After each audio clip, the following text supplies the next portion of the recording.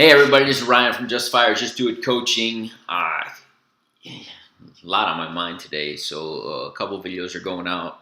They'll probably go out throughout the course of the week.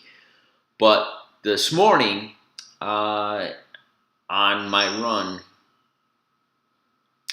I started going and I felt a little tense, a little tight. Felt good earlier in the morning, had worked out, felt great. I'm going to go on my run. It's a little bit hot outside. Got a little bit later than I wanted to. But at the end of the day, I had to do a 4-mile run today.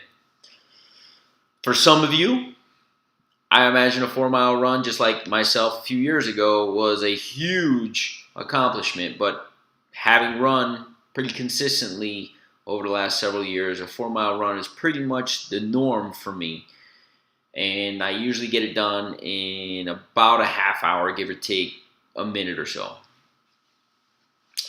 So this morning's run started off, I'm like, let me just pace myself. It's a little bit warm out. And I have a Nike app, and the Nike app tells me my pace. And first quarter mile was normal pace, a little bit better than normal pace, but I wasn't pushing it. I wasn't exerting myself. And I was like, okay, this is a good pace. Let me just stay here. I feel good. I feel fine. Next quarter mile is a little bit slower, which is pretty typical. And then got to the mile mark, and I was right where I needed to be. And I'm trotting along about 2.5 miles. I felt a little tightness in my foot. And here is where experience comes in, and knowing your body and knowing yourself. And as a coach, as I struggle through some of these things in my mind, I tend to coach myself through certain things. My goal, for those of you who don't know, is to run a marathon. And my experience in this has been going on for 4 years. I haven't run one. And part of it is due to 2 times I pushed myself and injured myself. So on this morning's run, only a 4-mile run for me, very basic. A marathon, for those of you who don't know, is 26.2 miles in one shot. So these are the steps I have to take. Today's a fairly simple 4-mile run. And at the 3-mile mark, I decided to walk.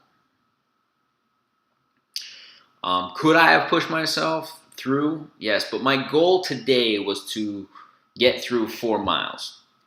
And I walked for not even that long until I felt the heat on my foot, if you would, as I felt a little bit strained.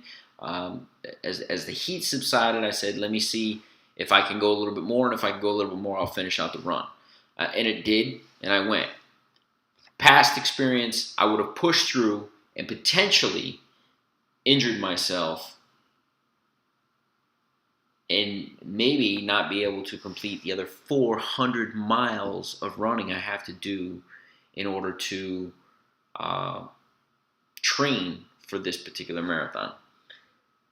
How many times in your guys' lives do you push yourself because you think you have to do it a certain way, and the results are less than desirable?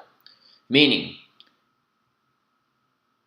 in my case, because I can't think of another example right now, is if I had pushed through that last mile, and it's only 1 mile, and I have 400 more training miles to go. If I had pushed through that 1 mile and had prevented me from doing maybe 20 or 30 or 40 or 50 of those miles because maybe I need to take a week or 2 off, would that have been beneficial to me meeting my long-term goals? Absolutely not. So why sacrifice what you want most, which for me is to complete a marathon, for what you want today or in the moment? Because what I wanted today and in the moment in my mind was to just push through this run because I can do that. But what I found is, over experience and time, is that's not the ultimate goal. Who am I proving anything to by pushing myself? I've pushed myself to limits. But my goal today was to go 4 miles. Not even to run 4 miles. I ran 3. I walked maybe not even a quarter mile, and then I ran the rest of it. But that pause for some of you out there is being defeated. That pause or that slowdown or that self-reflection, there's a difference between quitting and being smart. I didn't quit today. I didn't come up with an excuse as to, I didn't even, in past, I would have fought myself in my mind and said, why are you quitting? Don't quit. You're not a quitter. But when your body quits on you because you're pushing your body to listen to your body, listen to what it's saying to you, or listen to whatever it is that your surroundings are saying to you in regards to, and the lighting on this is killing me. I look like I have 2 black eyes. So I might redo this video. But anyway, the point is, guys, listen to your body, listen to your actions. As long as your goal is out there and you can attain it, the journey doesn't matter how you get there. It doesn't make me any less of a person or a man or whatever you may think in your mind by walking 1 of my miles or walking a 1/4 mile of it. But what happens is if I don't attain that goal, I have to start back to square one because I wasn't smart in my training. And I've done that twice. You know, fool me once, shame on me. Fool me twice, shame on you. Whatever it is. I think I need to redo this video.